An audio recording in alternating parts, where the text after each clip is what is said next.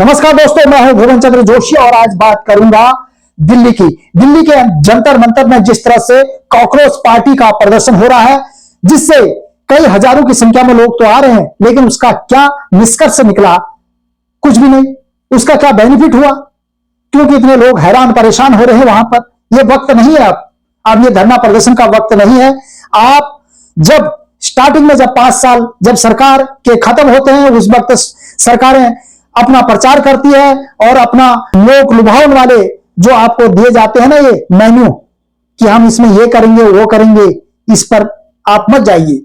ये सबके लिए चेतावनी है, ये सबके लिए एक सबक का विषय है। क्योंकि ऐसा नहीं है कि जंतर मंतर में सभी लोग जाएं और वहां पर हो हल्ला करें और जिससे सरकार की नींद खुलेगी। सरकार को हमसे ज्यादा पता है कहां पर क्या होना चाहिए, लेकिन उसका क्या है, अब वो वक्त नहीं है। ये पुरानी प्रथा हो गई है कि दिल्ली के जंतर मंतर पर ही हम प्रदर्शन कर सकते हैं। समय आने दो, आखिरकार सही डिसीजन क्या हो सकते हैं कि सरकार को 5 साल के अंदर हम क्या काम करवा सकते हैं। आप क्या सोच रहे हैं कि सरकार अपने आप काम करेगी? नहीं। हमने सरकार को कौन कौन सी ऐसी बातें बताई कि जिससे हमारा डेवलपमेंट, हमारा विकास हो सके। आप देख लीजिए, दिल्ली के अंदर झुग्गियां, जो झुग्गी बस्ती है, अनऑथराइज्ड है, बहुत जगह टूट गई है और बहुत सारे लोग कह रहे हैं कि टूटना भी चाहिए। अगर अनऑथराइज्ड जगह है तो उसको तोड़ देना चाहिए। ठीक बात है, अनऑथराइज्ड जगह है, तोड़ देना चाहिए, लेकिन उससे पहले बसाया किसने? सबसे पहले उन पर कानूनी कार्रवाई करनी चाहिए।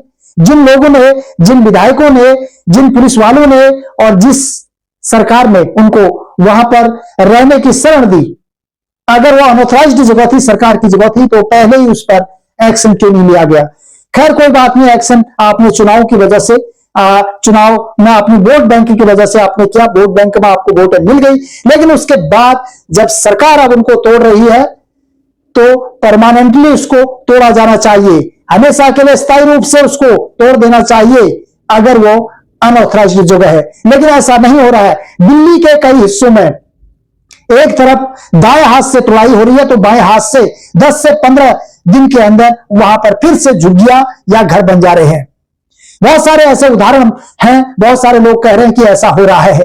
लेकिन जिस तरह से दिल्ली के अंदर अनऑथराइज्ड कॉलोनी में तोड़फोड़ हो रही है, कई लोग उसका सही कदम बता रहे हैं, सरकार की उसकी तारीफ भी कर रहे हैं, लेकिन कुछ लोग कह रहे हैं कि ये बहुत बड़ा गलत काम है। गलत काम इसलिए है, या तो सरकार उसको स्थायी रूप से बंद कर दे, लेकिन जब 1 महीने या 1.5 महीने के बाद फिर से उसमें घर बनता है, जिस वक्त आप तोड़ाई करते हैं उस वक्त तो कैमरे वहां पर लगे होते हैं, कैमरों से वीडियो बनाई जाती है, लेकिन जब उसके बाद 1 से 1.5 महीना या 2 महीने वहां पर हो जाते हैं तो वहां पर चुपचाप झुग्गियां भी बनाई जाती है, घर भी बनाए जाते हैं। तो किसके संरक्षण में या किसकी सलाह मशुरा से फिर दोबारा बन जा रहे हैं? क्या पहले जो पुलिस या एमसीडी वहां पर तोड़ रही है उनको खानो कान खबर नहीं है उस एरिया की? उनको यह पता नहीं चल रहा कि दोबारा घर बन गए? अगर वो गलत जगह है तो कैसे बना रहे हैं लोग? यह सबसे बड़ा आज का सवाल है। दूसरा, इन सरकारों को बनाने में तो हमारा ही हाथ है, जनता का ही हाथ है इन सरकारों को बनाने में। उस वक्त जब चुनाव होते हैं तो उस वक्त उनके मैनिफेस्टो में इतनी बड़ी बड़ी बातें होती है, क्या इसका अमल हमने करवाया? किसी के पास वो मैनिफेस्टो है जिसमें सरकार ने पूरी लिस्ट दी थी? उस लिस्ट में कितने टिक लगे अभी तक? हाल ही में देखा जाए तो दिल्ली के मटियाला विधानसभा में श्याम विहार पड़ता है। श्याम विहार के अंदर इतनी बड़ी कॉलोनी है, इस कॉलोनी में क्या सीवर लाइन आने नहीं चाहिए? सीवर लाइन के लिए कितने जो हमारे सामाजिक संगठन है उन्होंने बैठकर बात की। क्या आपने निगम पार्षद से बोला? क्या आपने विधायक से बोला? क्या आपने एमपी से बोला कि हमारे श्याम विहार में सीवर लाइन की व्यवस्था कर दीजिए? कब तक एक नाले का पानी, इन नालियों का पानी एक ही नाली में आप डालते जाएंगे हर वर्ष? क्या ट्रिपल इंजन की सरकार जब सीवर लाइन, सीवरेज की व्यवस्था नहीं कर सकती है, आने वाले वक्त में क्या, जब दिल्ली में सेंटर में किसी और की सरकार होगी और दिल्ली में किसी और की सरकार होगी और एमसीडी किसी और की होगी, तो तब क्या यहां सीवर लाइन की आप कल्पना कर रहे हैं? इतनी बड़ी कॉलोनी है, आज सड़कों में, नालियों, गलियों में नाली का पानी उभर रहा है। सीवर लाइन कब तक आएगी यहां पर?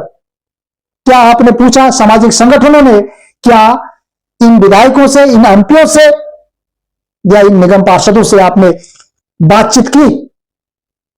ये सब हम ही लोग खराब कर रहे हैं, हम ही लोगों की वजह से नेता भी खराब है। नेता काम करेंगे जरूर, कोई भी नेता मना नहीं करेगा, अगर आप सामाजिक संगठन एकजुट हो जाए और एक भाषा में इन विधायकों से, इन एमपीओ से और इन निगम पार्षदों से अगर बात करें, और मजाल है कि श्याम विहार के अंदर सिविल लाइन की व्यवस्था न हो पाए, जरूर होगी, कोई मना नहीं करता, लेकिन सामाजिक संगठन इकट्ठे तो हो, सामाजिक संगठनों की एक राय तो हो। इन नालियों के भरोसे आप कब तक बैठे रहेंगे? 5 साल आपके निकल जाएंगे, 5 साल के बाद फिर आपको लोक लुभावन, आपको उस वैसे ही एक फर्राटा जो मैन्यूफेस्टो है आपका, उस मैन्यूफेस्टो ऐसे ही दिया जाएगा। 5 साल के बाद फिर कुछ नहीं होगा तो आप कहेंगे सरकार ने कुछ नहीं किया। सरकार से आपने कितनी बार बोला? क्या सामाजिक संगठनों ने सरकार से बातचीत की कि भाई साहब हमारे यहां सिविल लाइन की व्यवस्था कर दीजिए? कब तक श्याम विहार वासी एक नाले के भरोसे बैठे रहेंगे? इस पर विचार करने की जरूरत है। सरकार को काम करवाना आना चाहिए सामाजिक संगठनों के द्वारा। सामाजिक संगठन इसलिए बनाए गए हैं, आज पूरे श्याम विहार के अंदर अलग अलग संस्थाएं हैं जो इकट्ठा होकर सभी लोग मिलकर दिल्ली सरकार से बात कर सकते हैं, निगम पार्षद से अपने अपने बात कर सकते हैं कि भाई साहब श्याम विहार में सिविल लाइन तो लाओ, सीवरेज की व्यवस्था तो करिए। कब तक आप ऐसे रहेंगे? ये सोचने वाली बात है। धरना प्रदर्शन करने से कोई फायदा नहीं है, इससे आपका मान सम्मान और गिरेगा। ये समय अब यह नहीं है जो पहले हुआ करता था कि जिसमें धरना प्रदर्शन के साथ साथ मान जाया करती थी, लेकिन अब वो समय नहीं है। इसलिए अब जाग जाओ, समझ जाओ, उठ जाओ। अब धरने की करने की कोई जरूरत नहीं है, सिर्फ और सिर्फ 5 साल आप याद रखिए। आपकी क्या राय है इस पर आप अपना कमेंट्स जरूर दें, लेकिन इतना जरूर कहूंगा कि लाइक और सब्सक्राइब करने से कोई फायदा नहीं। जब तक अपनी आप प्रतिक्रिया नहीं देंगे, आप क्या समझते हैं कि भाई होना चाहिए, नहीं होना चाहिए।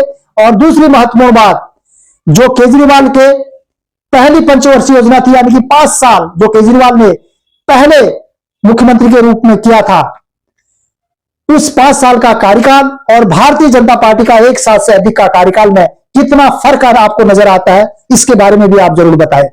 अभी तक के लिए इतना ही। नमस्कार।